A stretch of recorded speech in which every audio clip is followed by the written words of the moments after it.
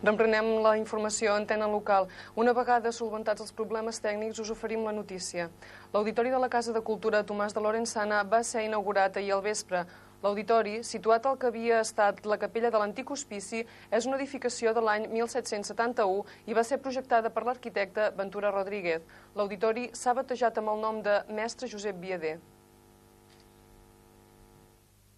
Varen ser numeroses les personalitats i el públic que s'aplegaren a la inauguració del nou auditori de la Casa de Cultura. En la seva rehabilitació s'ha conservat l'estructura de l'antiga església. Només s'ha fet necessària la neteja i pintura de parets, així com l'adequació d'aquest nou espai en auditori. L'eficaç actuació de la Diputació i l'eficaç col·laboració econòmica de la Caixa de Girona. Han sigut moltes les persones que han treballat, que han posat il·lusió, i quan una cosa es produeix, jo crec que val la pena que tots plegats ens en sentim especialment satisfets. Les obres s'han realitzat gràcies a la col·laboració entre Diputació, Generalitat i Caixa de Girona. Acabat l'acte d'inauguració, la nova sala de concerts es va estrenar amb l'actuació de l'Orquestra de Cambra de l'Empordà i la de la Diputació de Girona, així com de la Polifònica de Girona.